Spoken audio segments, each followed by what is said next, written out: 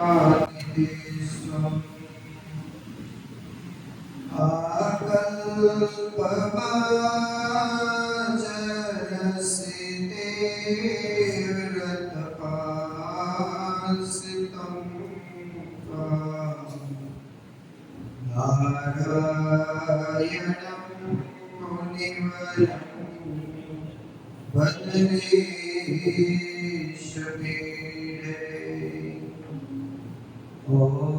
શ્રી સ્વામિનારાયણાય નમો નમઃ।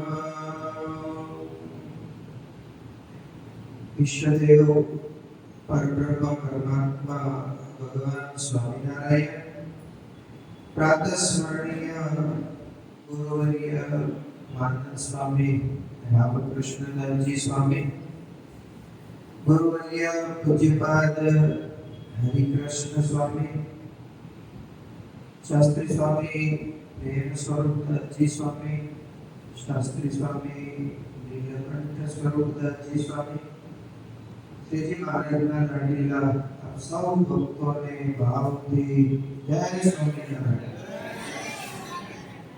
જય સ્વામિનારાયણ। પવિત્ર અધિક માસ ચાલી રહ્યો છે। અધિક માસના થોડા દિવસો બાકી રહ્યા છે। કેટલા છે?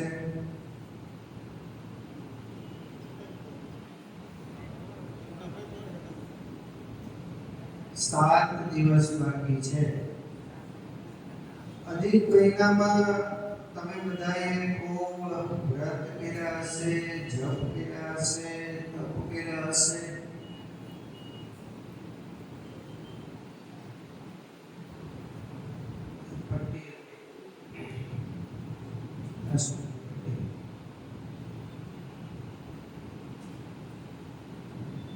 કે વ્રત જપ તપનું ફળ આજે કદાચ ઉદય થવા જઈ રહ્યું હોય। સૌને ભગવાન શ્રી હરિના દિવ્ય ચરિત્રો એની કથા સંભળાવવાનું આયોજન થયું છે। અહીંયા રોજ રેગ્યુલર તો બહેનો સભામંડપમાં બેસીને કથા દરરોજ કરતા છે, પરંતુ ભાઈઓને વિશેષ લાભ મળે એટલે આ આયોજન થયું છે। અને તમે આટલા બધા આવ્યા એ ખૂબ આનંદની વાત છે। આપણે ભગવાનના પરમ ભાગવત જે ભક્તો થયા છે એ ભક્તોના જે ચરિત્રો છે એ ચરિત્રોને થોડા આપણે રોજ વર્ણન કરીશું। માણસના જીવનમાં જન્મથી આરંભીને દરેક મનુષ્યમાં મનમાં 2 પ્રકારના ભાવ રહેલા હોય છે। એક ભાવ એ સદ્ભાવ હોય છે અને એક ભાવ એટલે અસદ્ભાવ હોય છે।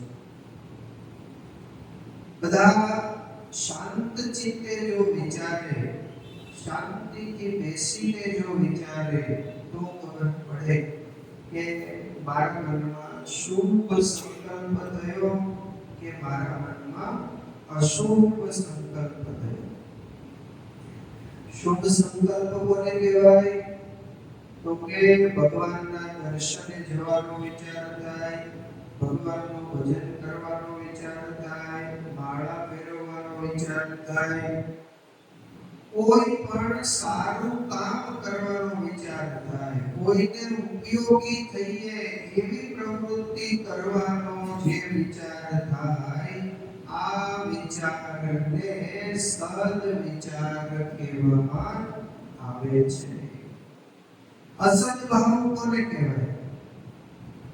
આ માણસનો ખરાબ કેમ થાય, આ 2 માણા કે આ કુટુંબમાં બધા શાંતિથી રહે છે તો એ શાંતિનો ભંગ કેમ થાય, એ ઝઘડો ક્યારે કરે? આવા વિચારો જેના હૃદયમાં રહે એને અશુભ વિચારો કહેવામાં આવે છે. અંતઃકરણની અંદર સદ અને અસદ ભાવ છે, એનાથી શુભ અને અશુભ સંકલ્પ થાય છે. પ્રતિપળે અશુભ વિચારો થતા હોય તો તેને ઓળખવા અને ઓળખ્યા પછી એ અસદ વિચારો જે છે એનું શમન કેમ થાય એના ઉપર કંટ્રોલ કરવો જોઈએ, એના માટેના વિચારો કરવા જોઈએ. આત્મસંયમ એટલે આધ્યાત્મિક કેળવણી છે. કોઈ પણ વિચાર આપણા મનમાં થાય એ વિચારને દબાવી દેવો એનું નામ આત્મસંયમ કહેવાય. પાણીની ભરેલી બોટલ હોય, એ બોટલ ખાલી હોય ને પછી બંધ કરી દો, પછી ડોલમાં મૂકો એટલે ઉપરના ભાગમાં તરશે. ઉપરના ભાગમાં એ તરી રહેલી બોટલ છે એ અસદ વિચાર છે. હવે અસદ વિચારને ડુબાડવી હોય તો શું કરવું પડે? એ બોટલને ડુબાડવી હોય તો એમાં વજન દેવું પડે, અને વજન દઈશું એટલે એ બોટલ ડૂબશે. પણ કેટલી વાર? જ્યાં સુધી આપણે એની ઉપર વજન દીધો હશે ત્યાં સુધી. એને કાયમને માટે ડુબાડી દેવી હોય તો શું કરવું પડે? એમાં પાણી ભરી દેવું પડે, એમાં ધૂળ ભરી દેવી પડે, એમાં રેતી ભરી દેવી પડે. એકવાર ભરી દો અને પછી પાણીમાં નાખો, પછી ઉપર આવે નહીં. અસદ વિચારોને ડુબાડવા હોય ને તો સદ વિચારો રૂપી એમાં અમૃત ભરી દઈએ એટલે અસદ વિચારોને આવવાનો સંકલ્પ જ ન થાય, એટલે આવવા માટેનો ક્યાંય માર્ગ જ ન રહે. એનું નામ આત્મસંયમ છે. અસદ વિચારો જે ઉત્પન્ન થાય એને દબાવી દઈએ એને આત્મસંયમ કહેવામાં આવે છે. સદાચાર, શુભાચરણ, ચારિત્ર, સદવર્તન, કર્તવ્ય પાલન આ બધા જ શબ્દો એ મોટા ભાગે સારા આચરણ માટે વપરાય છે. સદવર્તન વિનાનો મનુષ્ય હોય તો એમાં પણ સાચી જે માનવતા હોવી જોઈએ એ માનવતા હોતી નથી. અહીંયા કહેવાયું કે પ્રત્યેક મનુષ્ય એ સમાજનું એક અંગ છે. આપણે બધા એક વ્યક્તિ જે છે એ એક વ્યક્તિ સમાજનું અંગ છે, અને એનું જીવન એકબીજાને આધારે છે. આપણું જીવન કોને આધારે છે? એકબીજાને આધારે છે. આડોશી પાડોશીને આધારે છે. પાડોશમાં જો સારા માણસો વસતા હોય તો આપણું જીવન સારું બને. પાડોશમાં ખરાબ વિચારો વાળા મનુષ્યો વસતા હોય તો એની અસર માણસના જીવનમાં થાય. પણ આધાર કોનો છે? તો કે સમાજમાં રહીએ છીએ એટલે સમાજનો આપણી ઉપર આધાર રહેલો છે, આપણામાં આધાર રહેલો છે. જો સમાજથી એકલા રહેવા ગયા છે, ક્યાંક જુદા રહેવા ગયા છે તો એનું જીવન છે ને એ જુદા પ્રકારનું છે.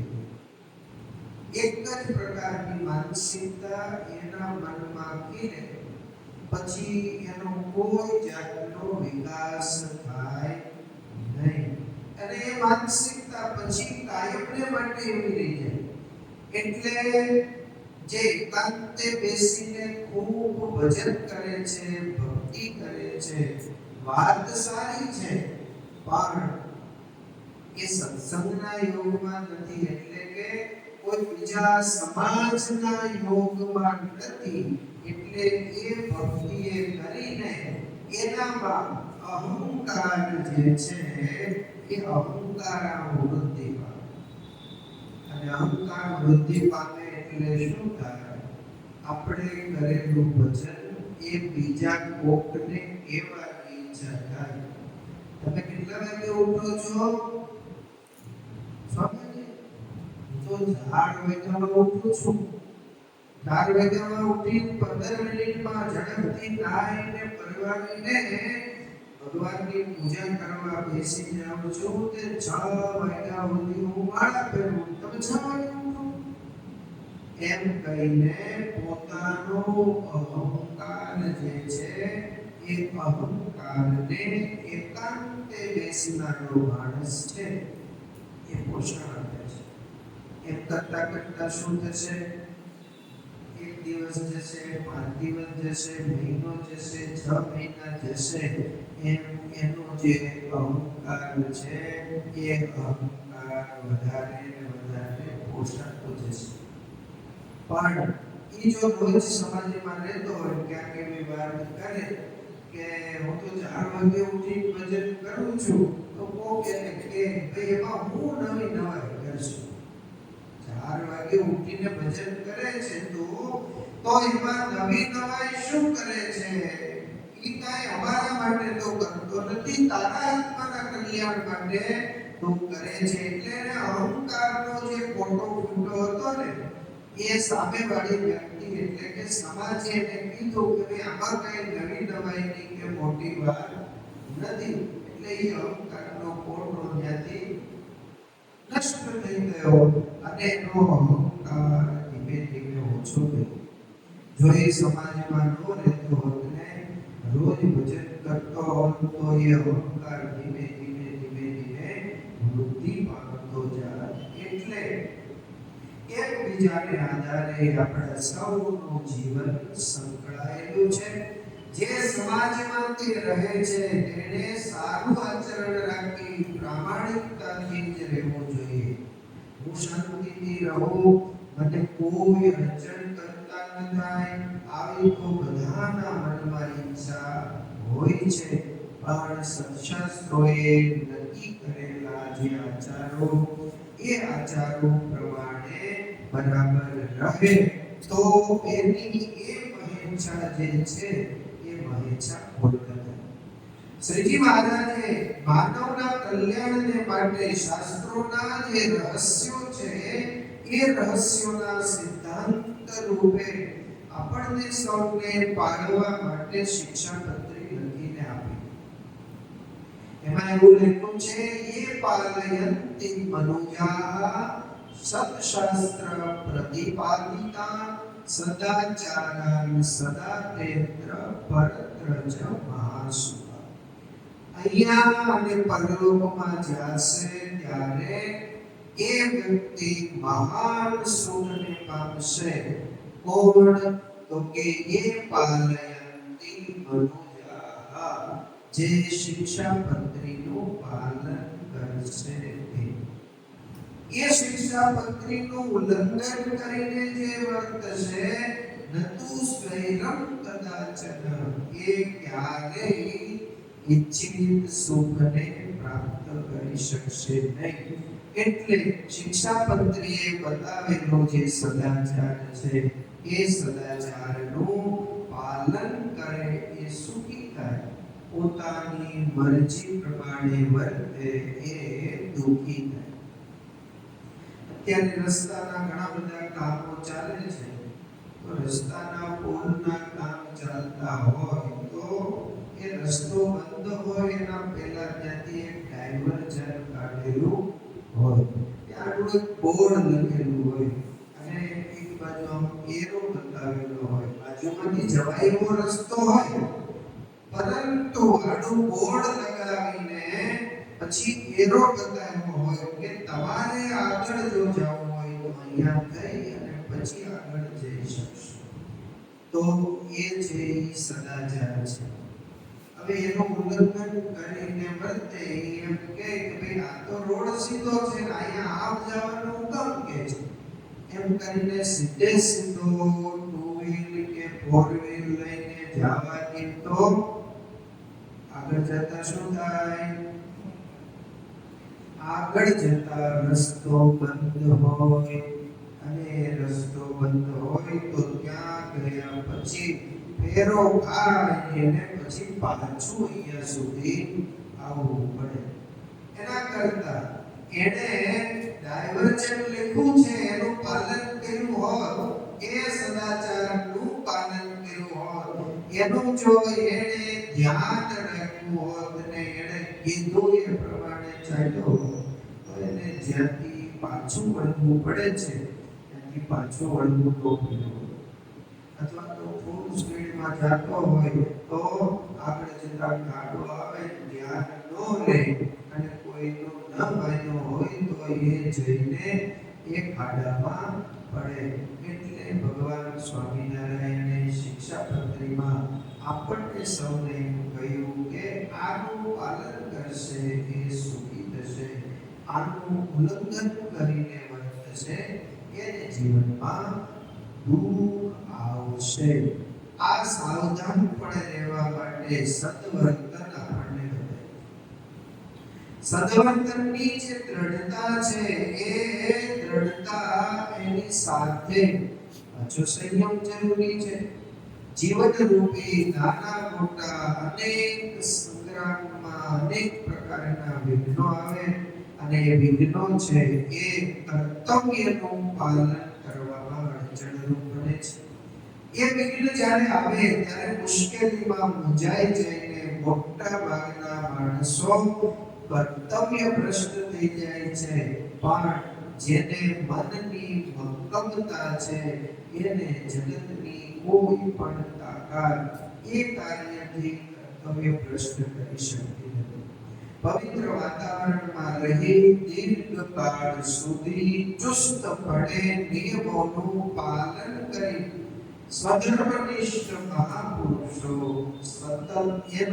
સતત સેવા અને સમાગમ કરતા રહે તો એને કોઈથી વિચલિત ન કરી શકાય એવી દ્રઢતા પ્રાપ્ત થાય. આવી દ્રઢતા સત્સંગના માધ્યમે થાય, સંતોના સમાગમના માધ્યમે થાય, તથા વાર્તાના માધ્યમે થાય. કોઈ એમ આપણને કહે જો દ્રઢતા આપણા જીવનમાં હોય તો ભાઈ રોજ મંદિરે જવાથી શું થાય? હવે એકથી ન જાય તો શું ફેર પડે?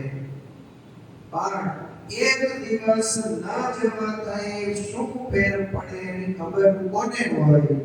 તો રોજ જે નિયમપૂર્વક મંદિરે જાય છે એને ખબર હોય કે એક દિવસ તમે મંદિરે ન જાઓ તો શું નુકસાન થાય. બાકી જેને નિયમ નથી અને યાદ આવે ત્યારે મંદિરે જાય તો એને નફા અને નુકસાનની ખબર પડતી નથી. મુક્તાનંદ સ્વામી એમ કીધું કે રોજ ભગવાનના દર્શન કરવાનો મારે નિયમ છે. જે દિવસે દર્શન ન થાય તે દિવસે સ્વામીએ કીર્તનમાં એવું લખ્યું કે મારો આખો દિવસ રોઈ રોઈને વીતે છે. એ તો મુક્તાનંદ સ્વામીએ લખ્યું આખો દિવસ રોઈ રોઈને જાય. શું કામે? તો કે ભગવાન પ્રત્યે એમનો એવો અગાધ પ્રેમ હતો. એટલું ભગવાન વિના રહેવું પણ એને દુષ્કર લાગતું હતું, જેને કારણે સ્વામીએ લખ્યું કે જે દિનમાં દર્શન ન પામું તે દિન વીતે રોઈ. આપણે દિવસ હા છોકરો માર્યો હોય પછી આવે નહીં ને ફોન કઈ લાગે નહીં પછી અડધો કલાક ને 2 કલાક ને અડધી રાત થાય ને કાંઈ કોન્ટેક્ટ ન થાય તો રોવાનું થાય ને. શું થયું છે, ક્યાં છે, કેમ ફોન નહીં લાગતો? કેટલી જાતના વિચારો એ વ્યક્તિ પ્રત્યેના આપણને આવે. એવો પ્રેમ ભગવાન પ્રત્યે લાગે ક્યારે? તો કે સદગુરુના વચનો સાંભળીને પવિત્ર વાતાવરણમાં રહીને દીર્ઘકાળ સુધી નિયમપૂર્વક શિસ્તનું પાલન કર્યું હોય, પોતાના ધર્મની નિષ્ઠામાં રહ્યા હોય, તો એને પછી એક દિવસ એવો આવે કે ભગવાનના દર્શન ન થાય તો તકલીફ અને મુશ્કેલી થાય. ભગવાન સહજાનંદ સ્વામીએ વચનામૃત ગ્રંથ અતિશય સરળ અને સર્વશ્રેષ્ઠ એવો મોક્ષ ગ્રંથ બનાવ્યો છે. એમાં મુમુક્ષુ જીવનમાં કઈ રીતે રહેવું એની ભલામણ કરી છે અને એ પ્રમાણે રહેવાથી સદવર્તનથી કેવા લાભ થાય છે એના માટેના અનેક સ્થળોએ જુદી જુદી રીતે ઊંડાણપૂર્વક દ્રષ્ટાંતો આપીને મહારાજે એ વચનામૃતની અંદર વાતો કરી છે. કોઈ વિષય એવો નહીં હોય જે વિષયની વાત મહારાજે વચનામૃતમાં નહીં કરી હોય. અહીંયા રોજે સભામાં વચનામૃત વંચાય છે, ત્યાં ઓફિસમાં સભા થાય પુરુષોની તેમાં, તો એક નાની નાની બાબતો માણસનો સ્વભાવ, માણસની પ્રકૃતિ, માણસનું જીવન, આ બધાની છણાવટ કરીને આ મહારાજે પોતે વાત કરી છે અથવા તો સંતોએ પ્રશ્નો કર્યા અને એ પ્રશ્નોના જવાબમાં મહારાજે વાતો કરી. ઘણી વાતો મહારાજને રાત્રિના 10 વાગે 11 વાગે કોઈ વાત યાદ આવતી ને તો મહારાજ એ સુવાનું પડતું મૂકીને દરબારગઢમાં આવતા, બ્રહ્મચારીને બોલાવી, સંતોને બોલાવીને કહેતા કે બધા જ સંતોને બોલાવો, અમારે એક વાત કરવી છે. અને પછી જે વાત યાદ આવી હોય એ વાત કહેતા. ત્યારે પહેલી સવારે 4 વાગ્યામાં મહારાજ એમ કહે કે બધા જ સંતો ભક્તોને કહો કે મોઢા ધોઈને સભામાં આવે. સ્નાન કરવાનું પછી, બ્રશ કરવાનું પછી, પણ અત્યારે જ સભામાં આવે. અને મહારાજ સભા બોલાવતા, સભામાં બધાને બેસાડીને વાત કરતા. પછી કોઈના મનમાં એવો વિચાર થાય કે આ વાત કરવી હતી તો આટલું એવી હોય તોય થાય. સભા જ્યારે થાય ત્યારે સભામાં વાત કરી હોય તો થાય. અત્યારે 4 વાગ્યામાં શું કામ હતું? તો ત્યારે કોઈ પણ જાતના કોઈ પ્રકારના મીડિયાના સાધનો નહોતા. લખવા માટે કલમ ને કાગળ ને ખડીઓ ને આ બધું લેવું પડતું. આવો કઠિન સમય હતો. એ કઠિન સમયમાં લખવું ક્યારે? પછી મહારાજ એમ કહેતા કે આ વાત અમને અત્યારે યાદ આવી, એ વાત તમારા હિતની છે અને તમારા હિતની વાત પછી કદાચ ભૂલાઈ જાય અને યાદ ન રહે, એટલા માટે અમે વહેલી સવારના તમને સૌને જગાડીને આ વાત કરી છે. આવી અનેક વાતો વચનામૃતની અંદર ભગવાન શ્રી હરિએ લખી છે અને એ વચનામૃતની વાતો એને આપણે સાંભળીએ અથવા તો વાંચીએ. આપણે ઘરે બધું જ હશે, ન હોય તો જે વસ્તુ પૂરતી હશે એ મંગાવી લઈશું, લઈ આવશું. એના વગર ચાલશે નહીં. બહાર ગયા હોય ને તો કે ફોન કરીને ઓલું લેતા આવજો, આ લેતા આવજો, આ થઈ ગયું છે, આ થઈ ગયું છે, એમ કરીને મંગાવે. કોઈની વચનામૃત મંગાવે. આપણી ઘરે વચનામૃત નથી તો બહાર ગયા છો તો વચનામૃત લેતા આવજો. આ સ્વામીને કહેજો લેતા આવે, આ મંદિરે જાઓ છો તો ત્યાંથી લેતા આવજો, શિક્ષાપત્રી લેતા આવજો, શિક્ષાપત્રી ભાષ્ય લેતા આવજો. આવું કોઈ દિવસ આપણે મંગાવ્યું નથી. એ યાદ નથી આવતું. એની જીવનમાં એટલી બધી જરૂરિયાત નથી. એની જીવનમાં એટલી બધી જરૂરિયાત નથી અને કદાચ વચનામૃત હશે, શિક્ષાપત્રી હશે, શિક્ષાપત્રી ભાષ્ય પણ હશે, તો એને ભાગ્યે જ આપણે ખોલતા હોઈશું. તો ભગવાન શ્રી હરિએ ઊંડાણપૂર્વક આ વાતો વચનામૃતમાં કહેવામાં આવી છે.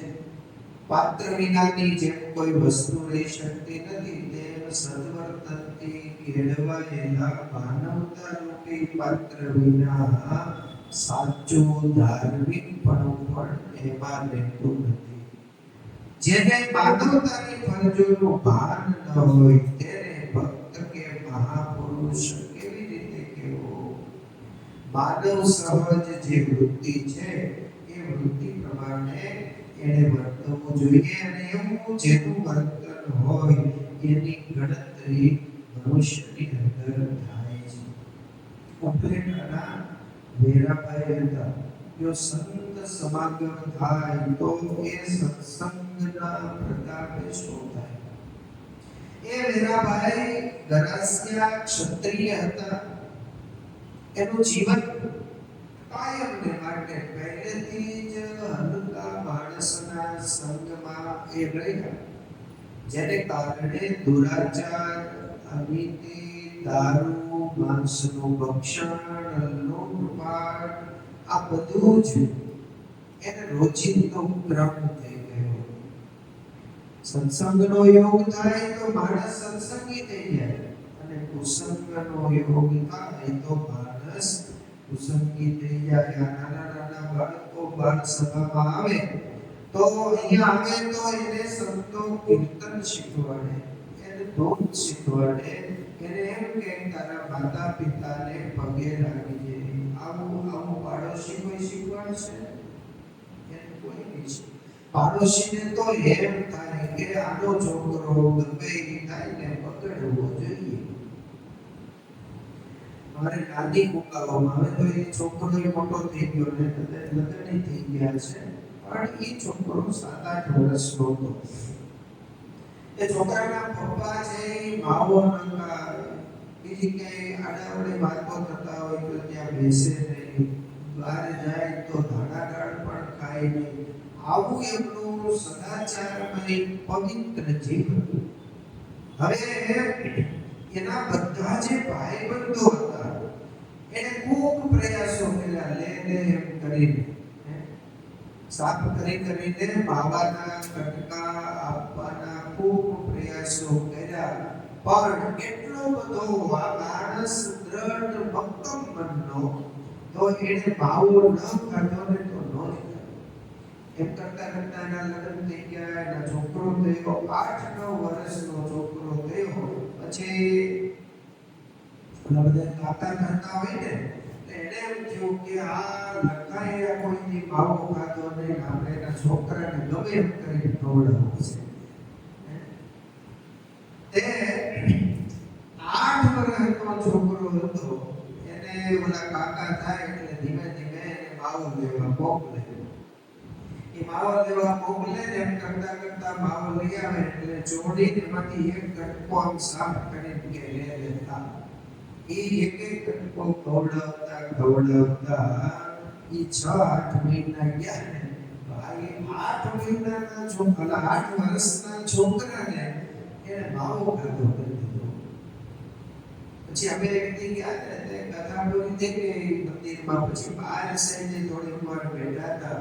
પછી આ લોકોએ વાત કરી કે સ્વામી આ લખુભાઈ કોઈ દી માવો ખાતો નહીં, પણ અમે નક્કી કર્યું હતું કે એને ક્યાંક તો એના ઘરમાં માવાનો બંધાણી કરાવવો, એટલે આ છોકરાને અમે માવાનો બંધાણી કરાવી. મેં કીધું તમે એમ કર્યું એ સારું કામ તો કર્યું જ નથી. તમે ભલે અત્યારે કાકા થતા હોય એટલે વ્યવહારને નાતે હોશિયારીની વાતો કરતા હોય, પણ એ કામ જે કર્યું એ કાર્ય તમે બરોબર કર્યું નથી. આપણે કોકને માવો ખાતા શીખવાડાય કે મુકતા શીખવાડાય? માવો કોઈ ખાતો હોય ને તો એ માવા મૂકી દે એવું એને શીખવાડવું જોઈએ. એને બદલે એને તો સંતોએ બધાએ કીધું એટલે છોકરાએ પાછો માવો મૂકી દીધો, તાજે તાજું હતું એટલે. પણ એ સંગનો પ્રભાવ છે. હવે કોના સંગમાં રહો છો એ સંગને કારણે સારા વિચારો અને ખરાબ વિચારો આવે. તો આ મીરાબાઈને અલગા માણસનો સંગ થયો એને કારણે મોટા થતા જે અનિષ્ટો કહેવાય એ બધા જ અનિષ્ટો એનામાં નિવાસ કરીને રહ્યા. કોઈ પણ સારી વસ્તુ પડેલી જોવે એટલે એ ગમે એમ કરીને લીધા વિના રહે નહીં. અને એમ કરતા કરતા ચોરી કરવા જવા લાગ્યા, ધાડ પાડવા જવા લાગ્યા. અને પછી મોટા થતા યુવાન થતા એ મોટા ધાડ પાડુ થઈ ગયા. ધાડ પાડુમાં પણ ધાડ પાડુના મોહડે થયા. એનું નામ સાંભળીને પછી તો લોકો ભયભીત થઈ જવા લાગ્યા. એક વખત એ ગામના હરિભક્ત નથુભાઈ બારૈયાને ત્યાં ભગવાન સ્વામિનારાયણના સંતો રહ્યા. ત્યારે એ સંતો બેઠા હોય તો સરસ મજાના સુખ દૂર કંઠે ભગવાન શ્રી હરિના જે કીર્તનો છે એ કીર્તન ગાતા હતા. એ મનમોહક સ્વર અને મધુરા ઢાળના આ સંતો કીર્તન બોલતા હતા. એના શબ્દો એ રસ્તા ઉપર ચાલ્યા જતા વેરાભાઈના કાને પડ્યા. વેરાભાઈના મનમાં એમ થઈ ગયું કે આ નથુને ઘેરે કોણ આવ્યું છે અને આટલા સરસ અવાજે કોઈ ગાઈ રહ્યું હોય તો કોણ ગાય છે, આવો એના મનમાં વિચાર આવ્યો. અને એ કીર્તનોનું આકર્ષણ થયું. જો સારા વિચારો હોય, આપણે સારા કીર્તનો ગાતા હોય, કોઈને ઢોલ ગાતા આવડતું હોય, બોલતા આવડતું હોય ને ગાતા હોય તો એ સાંભળ્યા પછી એની અસર સાંભળનારા માણસની ઉપર થાય. આટલા બધા તમે બેઠા છો, એમાંથી એક વ્યક્તિ કીર્તન બોલે તો બધા કરતા એ વ્યક્તિ પર બધાનું વિશેષ ધ્યાન જાય. અહીંયા પહેલી તારીખની સભામાં છોકરા કીર્તન બોલતા હોય તો કોઈ છોકરો કીર્તન બોલાવે તો બધાયના મનમાં એમ થાય કે આ કોનો છોકરો છે, થાય કે ન થાય? અને જો એ સરસ સારા ઢાળથી અને રાગથી બોલતો હોય, ગાતો હોય ને તો એ સાંભળવાની બધાની ઈચ્છા થાય. સાંભળ્યા પછી એની પ્રશંસા કર્યા વિના થોડા રહી શકીએ. નાનો છોકરો જો આપણે ઘરે હોય ને તો આપણે એને એમ કહીએ કે સાંભળ્યું આ ફલાણા ભાઈનો છોકરો મંદિરે જાય છે, એ પહેલી તારીખની સભામાં કેટલા સરસ મજાના કીર્તન ગાય છે, એમ કરીને એના ઉપર આપણું ધ્યાન વિશેષ જાય છે. એમ સંતો સુંદર મજાના કીર્તનો ગાઈ રહ્યા હતા. એટલે એ કીર્તનો પ્રત્યે વેરાભાઈને આકર્ષણ થયું. કોઈ દિવસ વેરાભાઈ કોઈની ડેરીમાં એમને જાય નહીં, અને જાય તો કઈ લીધા વિનાના બહાર આવે નહીં. એવો સ્વભાવ હતો. આપણી સત્સંગની પ્રણાલિકા તો એવી છે. સ્વામી એ લખ્યું કીર્તનમાં, બાઈયો દેખીને બાઈયો છેડે રાજાને, પડી વસ્તુ કોઈની હાથે નવ જાને રાજ, અક્ષરના વાસી વાલો આવ્યાની પર, પડી વસ્તુ કોઈની હાથ ન જાને રાજ, અક્ષરના વાસી વાલો આવ્યા. પણ મેરાભાઈનું જીવન છે ને એનાથી જુદું હતું. એનું જીવન કેવું હતું? પડી વસ્તુ કોઈની ભાડી ન મૂકે રાજ અક્ષરના વાસી વાલો આવ્યોની પર એ વેરાભાઈ નથુભાઈ બારૈયાની ડેરીમાં એને પ્રવેશ કર્યો. હવે સંતો તો એને ન ઓળખે, પણ નથુભાઈ તો ઓળખે ને કે ભાઈ આ વેરો કેવો છે. છતાં પોતાની ઘરે જ્યારે કોઈ પણ માણસ આવે, ગમે એવો હોય તો આપણે એને આદર આપવો પડે, આદરથી બોલાવવો પડે. એટલે નથુભાઈ કીધું, પધારો પધારો વેરાભાઈ પધારો, કેમ છો, મજામાં? તો કે હા. એમ કહીને સત્સંગીઓ જે બેઠા હતા, સંતો બેઠા બેઠા કીર્તન ગાતા હતા, એમાં એને બોલાવીને આગળ બેસાડ્યા. મહેમાન આવે તો એને આગળ બેસાડવા પડે. ગામનો કોઈ દી સત્સંગમાં સભામાં પગલું મૂકતો હોય ને તો એને પણ આદર આપીને આગળ બેસાડવો જોઈએ. આગળ બેસાડ્યા. સંતોને નથુભાઈએ પરિચય કરાવ્યો. આ અમારા ગામના ક્ષત્રિય છે, આગેવાન છે, યુવાન છે, અને આજે આવ્યા છે એમ કરીને એનો પરિચય આપ્યો. બીજું તો એની હાજરીમાં તો કંઈ કહેવાય નહીં, પણ એવો પરિચય કરાવ્યો. પરિચય કરાવ્યા પછી સંતોએ તો કીર્તન ગાતા હતા, એટલે ફરી કીર્તન ભક્તિ શરૂ કરી. બે ત્રણ કીર્તનો ફરીને સંતોએ ગાયા. સંતોની કીર્તનો પૂરા થયા એટલે કથા વાર્તા શરૂ થઈ. એ કથા વાર્તા સાંભળી એટલે સભામાં બેઠેલા વેરાભાઈને આ બધું ગયું. અને ગયું એટલે રોકાઈ ગયા. કથા સાંભળવા બેસી ગયા. નકર તો જેવી કથા શરૂ થાય ને એટલે ઊભા થઈને હાલતા થઈ જાય. એને કથાને કઈ લાગે વળગે નહીં, પણ પૂર્વની જે મુમુક્ષુતા હશે એ મુમુક્ષુતા પ્રગટ થવાની હશે. એટલે વેરાભાઈએ કીર્તન પણ ધ્યાનથી સાંભળ્યા, કથા સાંભળવા પણ બેસી ગયા. સંતોએ ખૂબ સરસ મજાની કથા કરી. આવી રીતે કથા પૂરી થઈ એટલે રજા લઈને પ્રસાદ લઈને ગયા. બીજા દિવસે પાછા આવ્યા, ત્રીજા દિવસે આવ્યા. 3-4 દિવસ રોજ કથા વાર્તા કીર્તન થાય. એમાં વેરાભાઈ રોજ આવવા લાગ્યા, અને રોજ આવવા લાગ્યા એટલે કીર્તનની કથાની અસર થઈ. લાઈટનો વાયર હોય અને આમ આપણે જોઈએ તો ખબર પડે નહીં, પણ એને અડીએ તો ખબર પડે ને કે આનો પાવર છે. એમ એમને સાધુ જતાવતા હોય અને જુઓ તો કઈ ખબર પડે નહીં, પણ એના મુખથી ભગવાનની કથા સાંભળો, કીર્તન સાંભળો તો ખબર પડે. એમ વેરાભાઈએ આ કીર્તનો સહેજે સહેજે, એના મનમાં કોઈ સંકલ્પ નહોતો, પણ પૂર્વનો પુણ્ય પ્રગટ થયું જ્યારે સ્વામી નારાયણ મળ્યા ત્યારે બરાબર સંયોગ ભેગો થયો.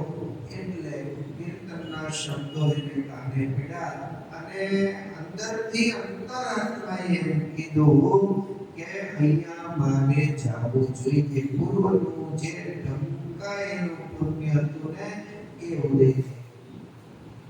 કથા વાર્તાની જાદુઈ અસર થઈ, મોટો ફેરફાર થયો. પહેલા કરેલા જે કંઈ કુકર્મો હતા ને એ વારે વારે વેરાભાઈના મનમાં યાદ આવવા લાગ્યા. એટલું નહીં, એને યાદ કરીને પશ્ચાતાપ થવો લાગ્યો કે અત્યાર સુધીનું આવું મારું મહામૂલું જે જીવન હતું એ જીવન મેં પશુની પેટે ગુમાવ્યું, અને અત્યાર સુધી તો મેં કાંઈ કામ કર્યું નથી, મારા આત્માનું કલ્યાણ થાય એવું કંઈ કર્યું નથી. બસ દીર્ઘકાળ સુધી પાપ અને પાપ કર્યા છે. પણ હવે સમય મળ્યો છે તો અંતરાત્માને સુખ અને શાંતિ થાય એવી મોટી કમાણી કરી લેવી છે. મોટી કમાણી કોને કહેવાય? 10 લાખ રૂપિયા બેંકમાં મૂકી દઈએ એટલે મોટી કમાણી થઈ ગઈ. બે 10 વીઘા જમીન લઈ લઈએ તો મોટી કમાણી થઈ ગઈ. એ મોટી કમાણી નથી. મોટી કમાણી તો એ છે કે નિર્ભય થઈ જઈએ આપણે. પાડો આપણને ભય ન રહે એ મોટી કમાણી છે. ઓલું બધું તો અહીંયા રહેવાનું છે. 10 લાખ રૂપિયાની ફિક્સ ડિપોઝિટ હોય પછી આપણે વયા જઈએ એટલે છોકરાએ રસીદ ભેગી હળગાવવા બાંધી દીધી કે અમારા બાપાએ ફિક્સ ડિપોઝિટ ભેગી કરી છે, બાપાને દઈ દો એટલે એને આગળ જતા ક્યાંક વટાવીને વાપરવા થાય. એમ કોઈ દે એવા તો છે નહીં. એટલે સાચી કમાણી છે. ભેરાભાઈના મનમાં એમ કહ્યું અત્યાર સુધી જે થયું એ બહુ ખોટું થયું છે, પણ હવે મારે સુખ અને શાંતિ થાય એવી દીર્ઘ કમાણી કરી લેવી છે. રાતે ઊંઘ બરાબર આવી જાય છે? આવી જાય છે નથી આવતી? કે પછી નીકળી લેવી પડે છે? બહુ પૈસા થાય એટલે લેવી પડે. ચિંતા બહુ થાય ને કે અહીંયા પડ્યા એનો ઊંઘ, અહીંયા પડ્યા એનો ઊંઘ, અહીંયા પડ્યા એનો ઊંઘ. જાજા પૈસા વાળાને ઊંઘ પણ આવતી નથી. આપણે તો ગમે ત્યાં કાઢો પવન આવતો હોય, અગાસીમાં હોય તો અગાસીમાં અમડિયાળા જતા હતી ને પછી બારે ખાટલો નાખ્યો હતો. એ પાથરા વગરના ખાટલા પર ઘડી બેઠા હતા.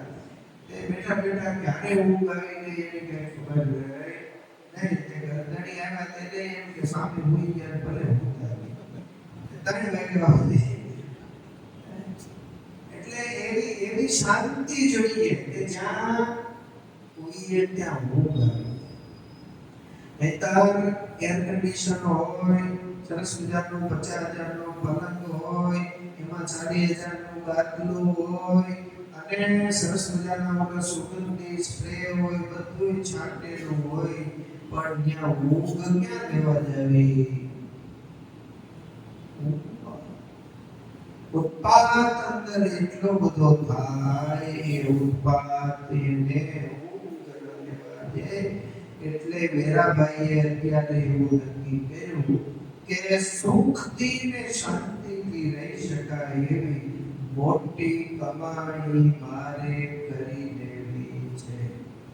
હવે મોટી કમાણી કરી લેવી છે કવાભાઈ કે શું કરવું છે?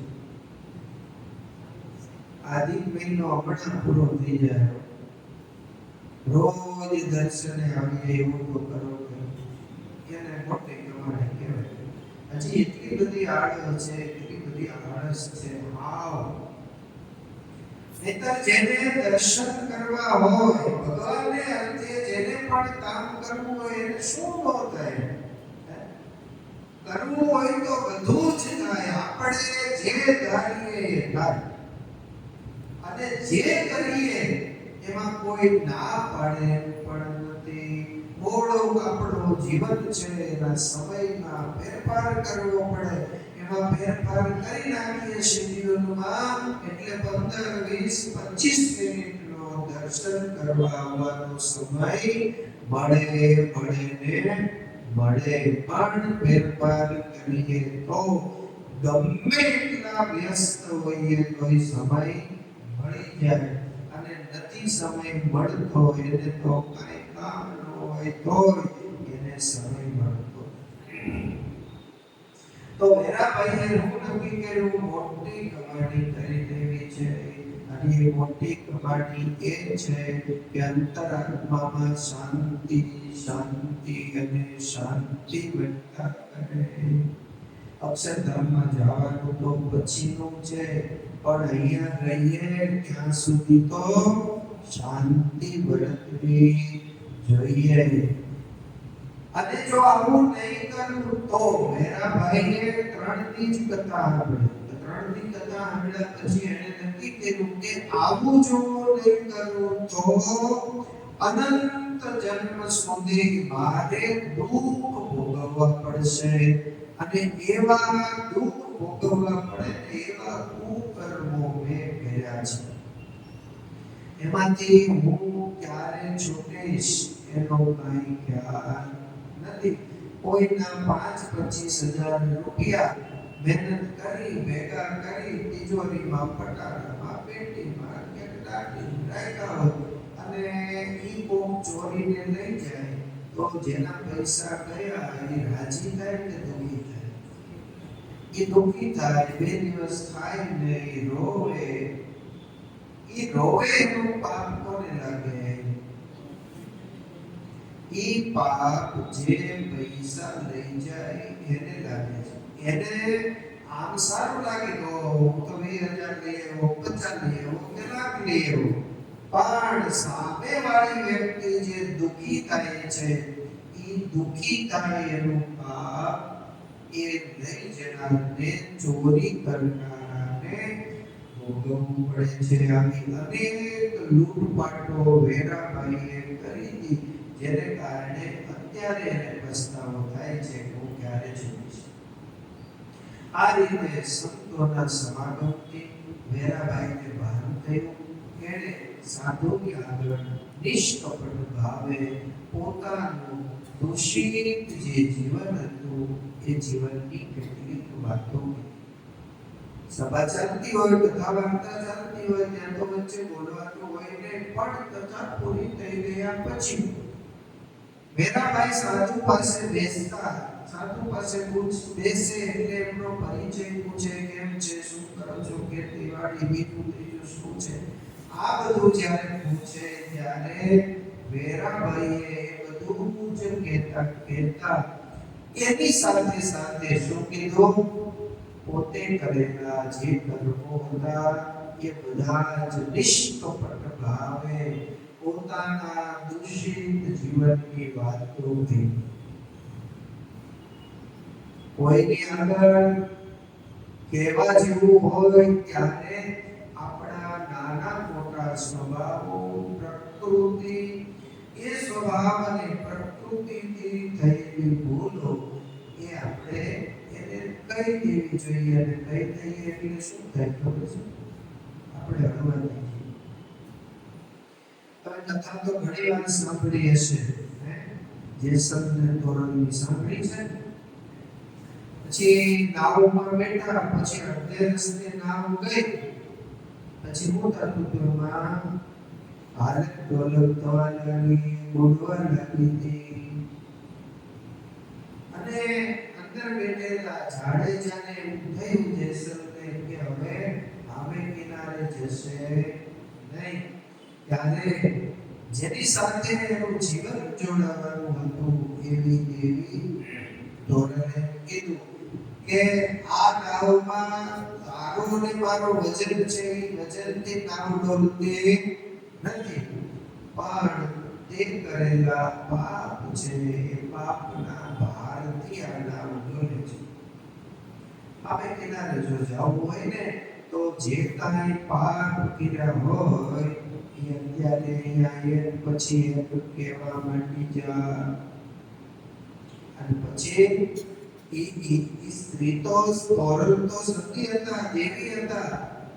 એની આગળ એને પોતાના કરેલા જે કઈ કર્મો હતા એ બધા જ પાપ એને ત્યાં નાવમાં બેઠા બેઠા તોરણને સંભળાવી દીધા.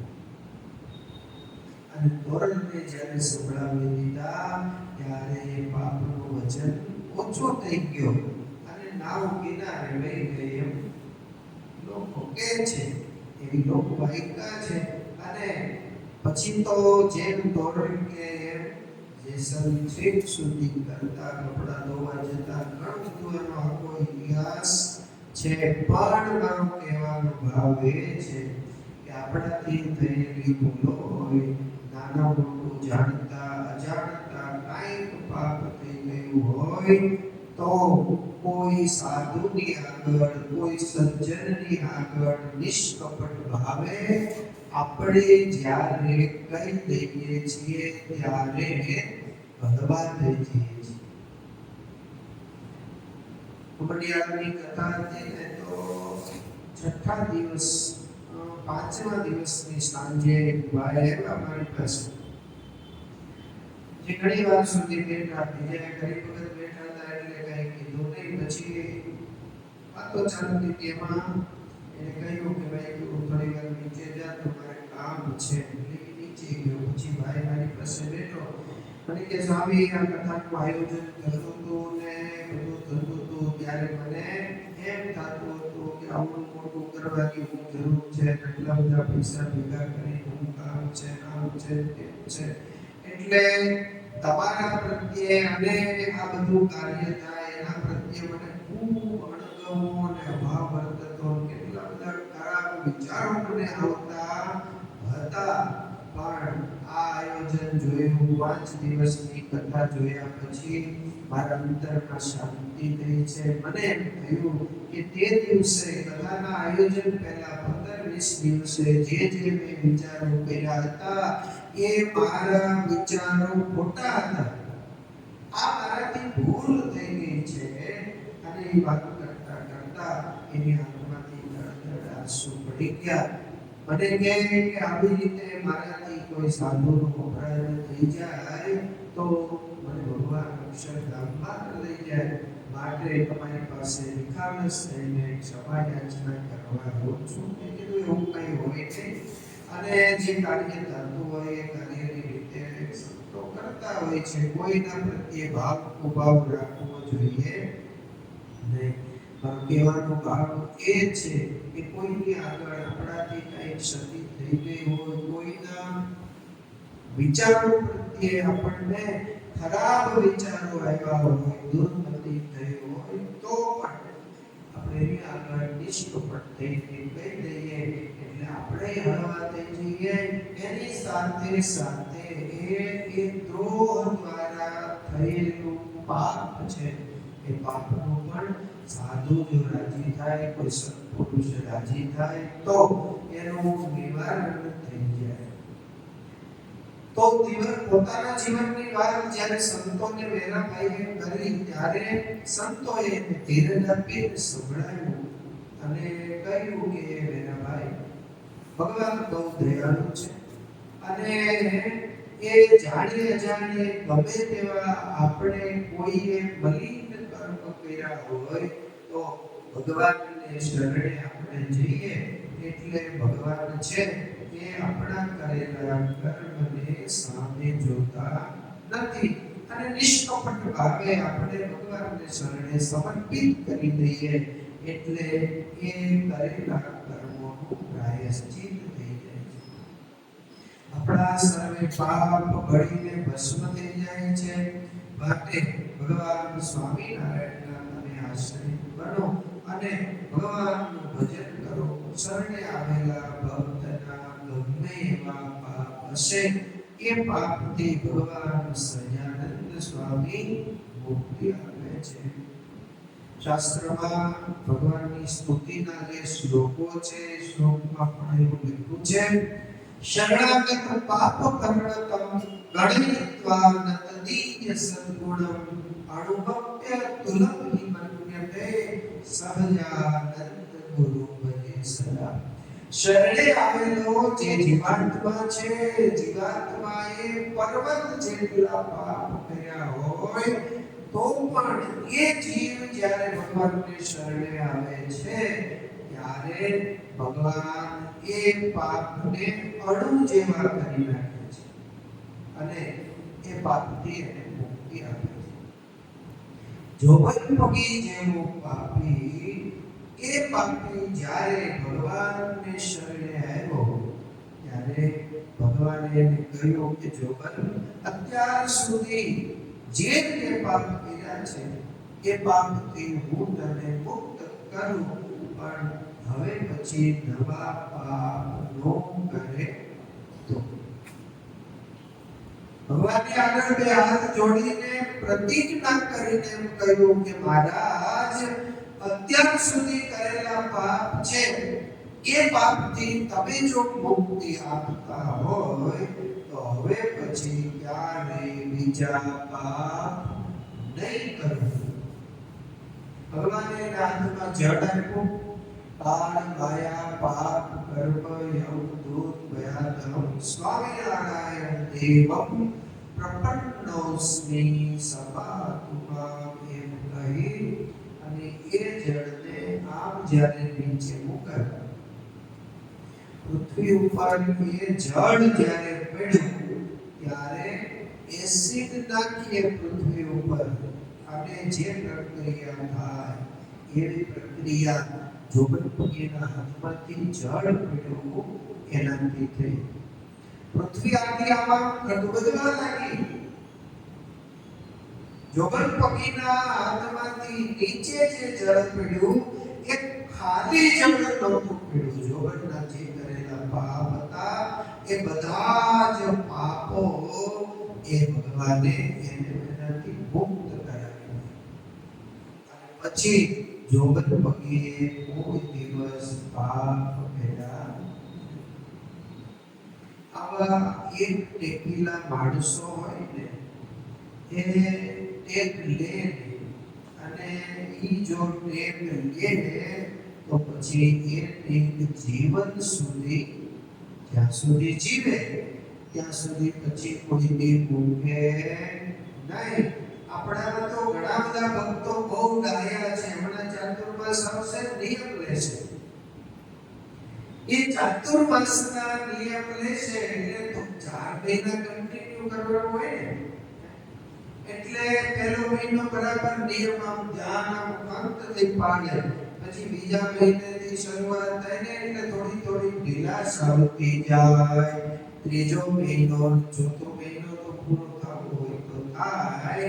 નકર લીધેલા બધા જ નિયમ અડધે પૂગે ત્યાં ધીમે ધીમે કરતા પૂરા થઈ. એવું નહીં કરવાનું. 5 માળા થાય તો 5 જ માળાનો નિયમ લ્યો. તમને કોણ 100 માળાનો નિયમ લેવાનો ભાર મૂકે? રોજ મંદિરે આવાય તો રોજનો નિયમ લ્યો. પ્રદક્ષિણા જેટલી થઈ શકે એટલું નિયમ લ્યો. વચનામૃત, ભક્ત ચિંતામણી, શિક્ષાપત્રી એ વાંચવાનું જેટલું વાંચી શકાય એટલું નિયમ લ્યો. પણ જે નિયમ લીધા એ નિયમને 4 મહિના સારદાર પછી પાળવા જોઈએ. એમાં ડગમગાટ કરીએ ને તો ચાલે નહીં. ગમે ત્યાં જઈએ, દેશમાં વિદેશમાં જ્યાં હોય ત્યાં, ખેતર કે વાડીએ ગમે ત્યાં હોય, એ નિયમમાં ફેરફાર થવો જોઈએ નહીં. આપણે વાત કરીએ છીએ નેનપુરના દેવજી ભગતની. ઈ નેનપુરના દેવજી ભગત હતા તો એને 200 માળા ફેરવવાનું નિયમ હતો. હવે ખેતીવાડીનું કામ કરવું અને મશરૂમ હોય ને બધું હોય, પણ 200 માળા જ્યાં સુધી પૂરી ન થાય ત્યાં સુધી સૂકવું નહીં. આવું નિયમ.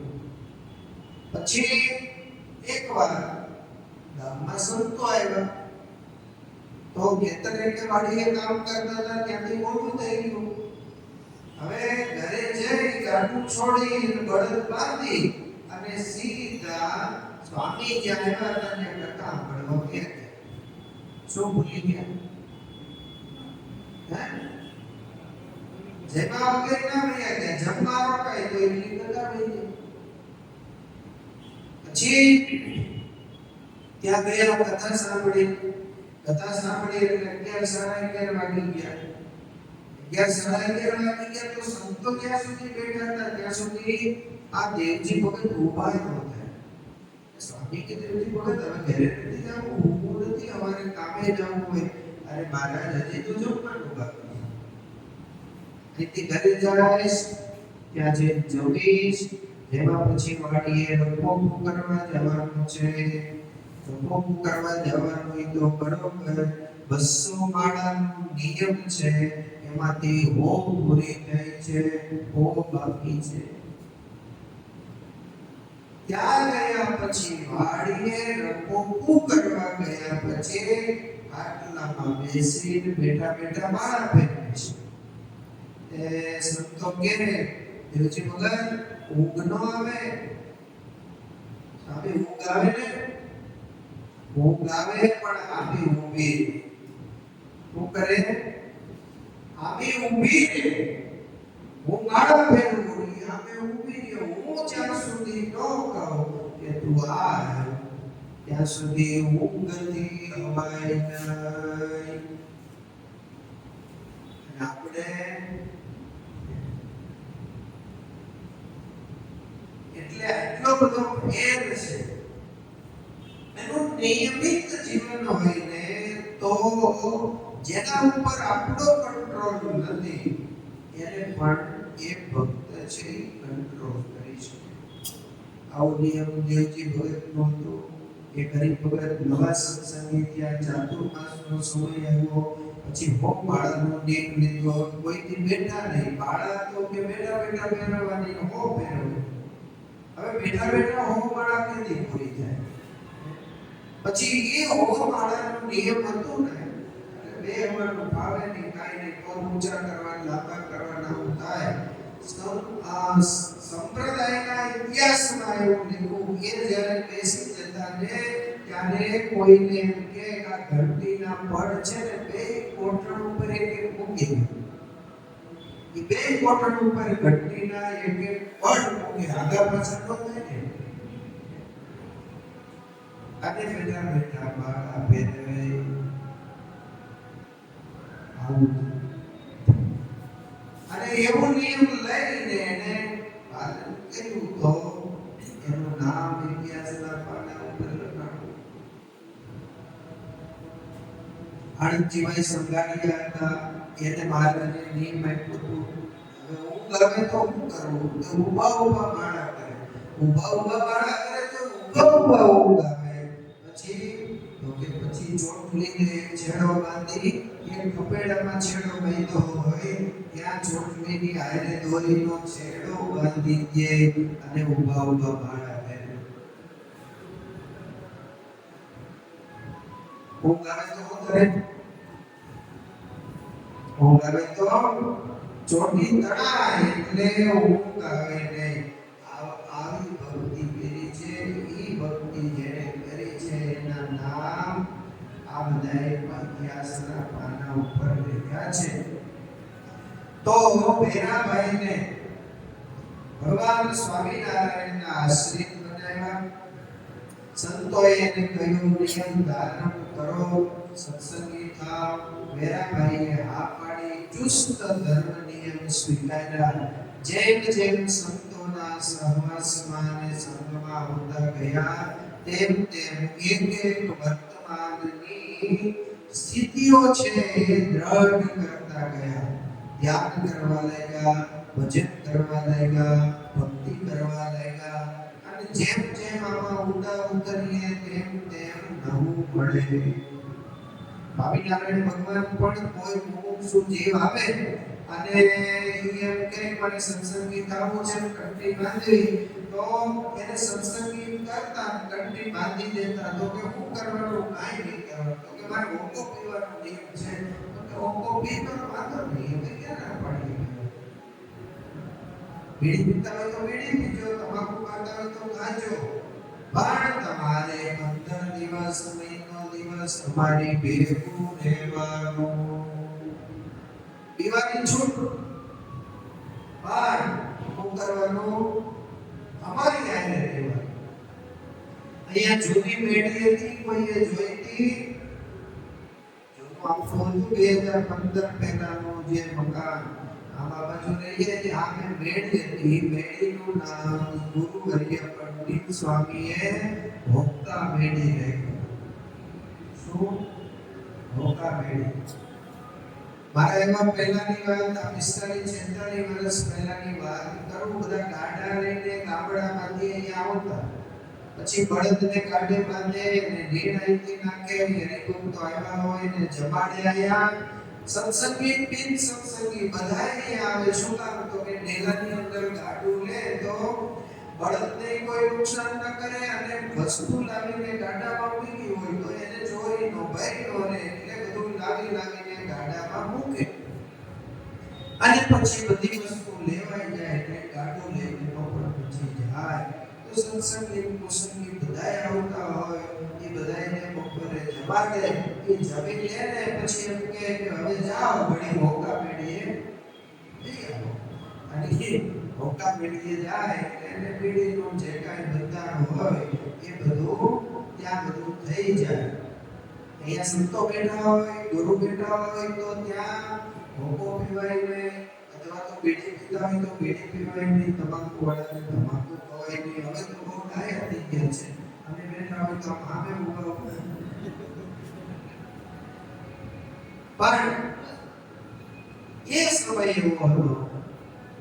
ઘણા હજી પણ રાખે છે. સંતો બેઠા હોય, ભોગવવાનો ખવાય, ખાધો હોય તો એક બાજુ જઈને કાઢી નાખે, બીડી હળગાવી હોય તો બીડી ઠારી નાખે. અમને ખબર હોય કે આ બીડી પીવે, પણ આમે ન પીવાય. એટલી સંતોની પણ મર્યાદા રાખે. એમ વેરાભાઈ છે સત્સંગી થયા. જેમ જેમ સત્સંગમાં ઉતરતા ગયા તેમ તેમ એનો સત્સંગ દ્રઢ થતો ગયો. પછી તો દરેક ઉત્સવ ને સમયાઓ જે થાય, જ્યાં ઉત્સવ સમયા થતા ત્યાં વેરાભાઈ હોશપૂર્વક જતા. અને જતા એટલું નહીં, પોતે ક્ષત્રિય હતા. ક્ષત્રિય હતા એટલે તલવારને કાયમ રાખતા. તો એ આ બધાનું રક્ષણ કરવા માટે ત્યાં ચોકી પહેરો કરતા. દરેક ઉત્સવમાં ભાગ લેતા. ઉદાસની, રામનવમી, અક્ષય તૃતીયા, નૃસિંહ જયંતિ, નિર્જલા એકાદશી, ગુરુ પૂર્ણિમા, જન્માષ્ટમી, જલજીરણી એકાદશી, રક્ષાબંધન, દશેરા, દીપાવલી, અન્નકૂટ, પ્રબોધિની એકાદશી, સંક્રાંતિ, આવા મોટા મોટા ઉત્સવો ભગવાન સ્વામિનારાયણ જ્યાં કરતા, જે ગામડાની અંદર કરતા, ત્યાં વેરાભાઈ સેવા કરવા માટે પૂગી જતા. આપણે અહીંયા ઉત્સવ થાય છે તો આજુબાજુના 2-5 ગામના હરિભક્તો હંમેશને માટે પહોંચી જાય. પત્રિકા જાય એટલે આમેથી ફોન આવે, અમારે કે દિવસે આવવાનું, કેટલા દિવસ આવવાનું. એ બધું કામ પડતું મૂકીને સેવા કરવા માટે આવીને વેરાભાઈ પણ ખડા પગે સેવા કરતા. એક વખત વેરાભાઈ શ્રીજી મહારાજના દર્શન કરવા ઉત્સવના સમયે ગઢડા જઈ રહ્યા હતા. રસ્તે ચાલતા સૂર્યોદયનો સમય થયો એટલે સ્નાન કરીને પૂજા પાઠ કરી અને કરેલા એવો વિચાર થયો. એવો વિચાર કરી અને નદી આવી એટલે નદીના કિનારે ખેતરના એક શેડે તાજા કાપેલા બાળવડના કાંટાનો ઉપાડો પડ્યો હતો. તેમાંથી એક દાંતણ કાઢ્યું. તો કે તાજા બાવળિયા કાપીને ડગલો કર્યો છે. એમાંથી વેરાભાઈએ એક દાંતણ કાપ્યું. દાંતણ લીધા પછી પોતાને વિચાર થયો, શ્રીજી મહારાજની આજ્ઞા છે કે રસ્તામાં પડેલી વસ્તુ પણ લેવી નહીં. તો મેં તો આ દળીને પૂછ્યા વગરનો છેડે પડેલો બાવળનો દાંતણ કાપ્યું છે. તો એ ચોરી કહેવાય. એ ચોરી છે તો સૌથી પહેલા તો ઈષ્ટદેવ ભગવાન સ્વામિનારાયણ એનો ગુનેગાર છું, અને પછી જેનું દાંતણ લીધું છે એનો પણ ગુનેગાર છું. શું કરીએ તો આ ગુનામાંથી છૂટી શકાય એવો મનમાં વિચાર કર્યો. ભગવાન શ્રી હરિને રાજી કરવા છે આવો ભાવ છે એટલે એક પણ વસ્તુ ધણીને પૂછ્યા વિના લેવાય નહીં. આવો વિચાર એને આવ્યો. હવે ભૂલ તો થઈ ગઈ, દાંતણ કાપી લીધું, હવે એનું પ્રાયશ્ચિત કેમ કરવું?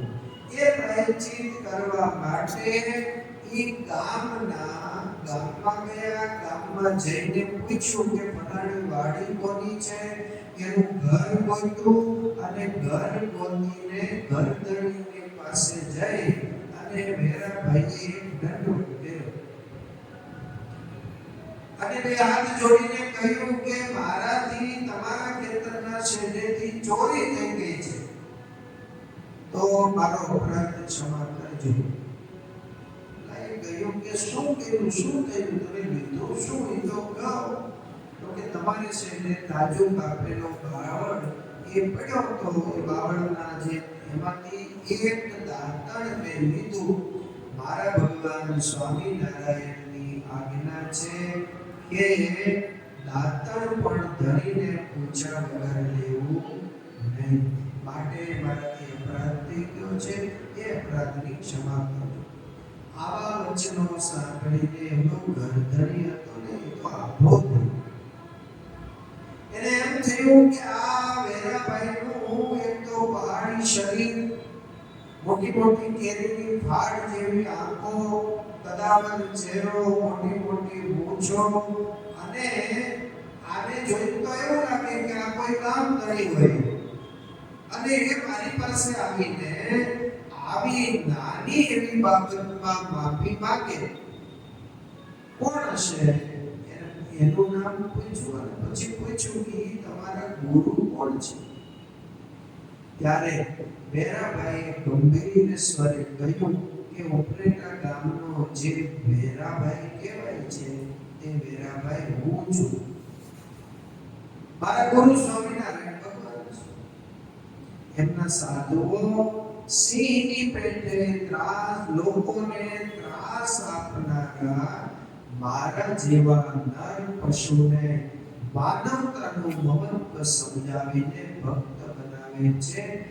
એ ભક્તોમાંનો એક ભગત હું છું. વેરાભાઈનું નામ આપણે તો એમને કંપી જાય ને, નામ તો બાજુનું જોઈ પાડોશનું.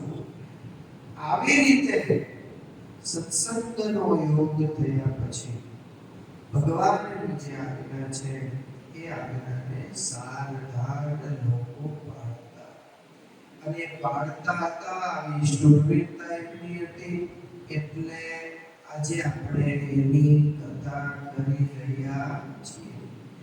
જીવનમાં એક સારો સદગુણ હશે, એક સારા સદગુણ આપણા ગયા પછી લોકો આપણને યાદ કરશે. જો કોઈ પ્રકારનો ગુણ નહીં હોય, આખો દિવસ કચકચ કર્યું હશે, બધાને હેરાન કર્યા હશે, કોઈને શાંતિ રીતે સરખી રીતે શાંતિથી જીવવા દીધા હોય, હેરાન અને પરેશાન કર્યા હશે, કોઈનું લઈ લીધું હશે, ઓછીનું લીધેલું પાછું લઈ લીધું હોય, આવી બધી જ ક્રિયાઓ કરેલી હશે, તો આપણા ગયા પછી લોકો આંખો બંધ કરીને બેસે. તમારામાં એક પણ સદગુણ નહોતો તો વાતો શેની કરે? સદગુણ હોય તો વાતો કરાય. એક ભાઈ છે ને આખી જિંદગી જુગાર લેવા પછી એનું મૃત્યુ થઈ ગયું. હવે એના ગયા પછી બધા ભેગા થયા, અને ભેગા થયા પછી વાતો કરીને એક જણો કે ભલે ને એ ભાઈ વયા ગયા, આખી જિંદગી જુગાર લેવા પણ નીતિથી રે. જુગાર રમે અને નીતિ હોય. દારૂ તો પીતા હતા પણ માપે પીતા હતા, પણ માપે પીતા હતા. તો સારા સદગુણો હોય તો લોકો યાદ કરે, સદગુણો ન હોય તો યાદ શું કરવું, કેવી રીતે યાદ કરવી? એટલે સારા સંસ્કારના યોગમાં રહી આ સત્સંગ આપણને મળ્યો છે. ભગવાનની ખૂબ મોટી કૃપા છે. કેટલા ખંતથી અને હોશથી વેરાભાઈએ કહ્યું કે મારા ગુરુ ભગવાન સ્વામિનારાયણ છે. એના સંતોએ મને ભગવાનની વાતો સમજાવીને હું પશુ જેવો હતો, નર પશુ જેવો હતો, એ મને માણસ બનાવ્યો છે. ઘણા બધાને બનાવ્યા છે, એમાંનો એક હું છું. ભગવાન સ્વામિનારાયણના સમકાલીન સમયમાં ઘણા બધા એવા મનુષ્યો હતા. ભગવાન શ્રી કૃષ્ણ નારાયણે તો કોઈ આટા વડા કે જે કાંઈ થયા ને એ બધાને મારી મોકલી દીધા. પણ મારી મોકલી દીધા એનો સ્વભાવ જે હતો એ ગયો નહીં. એટલે એ પાછા જ્યાં જન્મા ત્યાં એના એ સ્વભાવને પ્રકૃતિ લઈને પાછા જન્મ. અને એ સ્વભાવને પ્રકૃતિ લઈને જન્મા એટલે કેવ કરે. જો આપણું શરીર છે એ 24 તત્વનું છે. કેટલા તત્વનું? આમાં 24 ભેગા થયા ત્યારે શરીર થયું. એમાં 25મો જીવ થયો, 26માં પરમાત્મા થયા. તો 24 તત્વનું શરીર છે. એમાંથી જ્યારે શરીરમાંથી જીવ ચાલ્યો જાય એટલે 24 તત્વ રે. એ 24 માંથી જ્યારે અગ્નિ સંસ્કાર કરવામાં આવે એટલે 5 તત્વો છે, એ 5 તત્વ ભેગા મળી જાય. 19 તત્વનું જે શરીર થાય એ 19 તત્વનું શરીર એ સૂક્ષ્મ શરીર થાય. હવે સૂક્ષ્મ શરીર થાય એટલે જે કઈ સ્વભાવ પ્રકૃતિ કરેલું કાર્ય કે પાપ હતું એ એમાં ભેગું થયું. એમાંથી જ્યારે 15 તત્વો ગયા 19 તત્વના શરીરમાં, 4 તત્વનું એટલે મન, બુદ્ધિ, ચિત્ત અને અહંકાર 4 તત્વનું કારણ શરીર રહ્યું. ત્યારે બધા જ સ્વભાવ પ્રકૃતિ કારણ શરીરમાં લીન થઈ ગયા. હવે ઈ શરીર પાછું જ્યારે બીજું દેહ ધારણ કરે ત્યારે એ કારણ શરીરમાં લીન થઈ ગયેલા સ્વભાવો પ્રકૃતિ કરેલા કર્મો છે એ કર્મો પાછા એને વળગી જાય. અહીંયા મેરાભાઈએ કર્મ કર્યું, ઘણા બધા પાપો કર્યા હશે ને, કેટલાયના નોટવાન કરી હશે, કેટલાય જીવની હિંસા કરીને માંસ ભક્ષણ કર્યું હશે, કેટલોય દારૂ પીને પોતાના દેહને કલુષિત કર્યો હશે, કેટલાય ગાળો દીધી હશે, કેટલું કર્યું હશે. દુરાચારી માણસ શું ન કરે એ જ પ્રશ્ન થાય. તો આ બધું જે કર્યું હશે એ બધું જ એને ભગવાનને સમર્પિત કરી દીધું. ભગવાનનો શરણાગત થઈ ગયા એટલે ભગવાને કહ્યું કે હવે બીજા નવા પાપ, નવી ભૂલ, નવું કાંઈ જો ન કરે તો અમે આ કરેલા કર્મથી તને બચાવીએ, રક્ષણ કરીએ ને બધું માફ કરી દઈએ. બીજું વાર નહીં કરવાની પ્રતિજ્ઞા એને લીધી. પ્રતિજ્ઞા લીધી એટલે કરેલા કર્મો નહીં પૂરા થઈ ગયા. એ કર્મ જ્યારે પૂરા થઈ ગયા, અસત વૃત્તિ નાશ પામી ગઈ એટલે જીવ શુદ્ધ થઈ ગયો. અને જીવ જ્યારે શુદ્ધ થયો ત્યારે એ જીવ અક્ષરધામનો અધિકારી બની ગયો. સત્સંગના યોગે આવું જીવન ભગવાનના ભક્તોને પ્રાપ્ત થાય છે. માટે અહર્નિશ સત્સંગનો યોગ રાખવો જોઈએ. ભગવાન સ્વામિનારાયણે આટલા મોટા મંદિરો બનાવ્યા છે. ત્યારે તમે બધા સોશિયલ મીડિયાના માધ્યમે સાંભળતા હશો, સૌથી વધારે કથા વાર્તાને સત્સંગ થતું હોય તો સ્વામિનારાયણ સંપ્રદાયના સંતો દ્વારા થાય છે. એમાં આર્થિક મહિનો છે, મોટા મંદિરો છે. મોટા મંદિરોમાં તો હમણાં જે ઉત્સવો અહીંયાથી મેં નામ લીધા એ બધા જ ઉત્સવો એક મહિનામાં ઉજવે. બધા જ મંદિરોના પાટોત્સવો, ગુરુ પૂર્ણિમાઓ, શિવરાત્રી, કૃષ્ણ જન્મોત્સવ, આ બધા જ ઉત્સવો આખા વર્ષના એક મહિનામાં રોજ ઉજવે. અહીંયા તો તમે બધા ભેગા થાવ કે ન થાવ એ શંકા. અહીંયા ઉત્સવ કરીએ તો બધા 3 જણા હોય. તબલા વગાડે તો મંજીરા કોણ વગાડે, મંજીરા વગાડે તો ગૌડાવે કોણ. આવું થાય એટલે બધા ભેગા ન થાય, એટલે આપણે ઉત્સવો કરતા નથી. પણ મારા ભક્તો, વેરાભાઈનું જીવન ખૂબ સારું થયું, સત્સંગના યોગ્ય થયું, કીર્તન ભક્તિના યોગ્ય થયું, કીર્તન સાંભળવાથી થયું. એટલે સારું જીવનમાં સાંભળીએ તો પણ ખૂબ ફાયદાકારક છે. આગળની વેરાભાઈની વાત આપણે આવતીકાલની કથામાં કરીશું. અત્યારે પરમેશ્વરના મંગલમય નામ સાથે અત્યારની કથાને વિરામ. સ્વામિનારાયણ સ્વામિનારાયણ સ્વામિનારાયણ સ્વામિનારાયણ સ્વામિનારાયણ સ્વામિનારાયણ સ્વામિનારાયણ સ્વામિનારાયણ સ્વામિનારાયણ.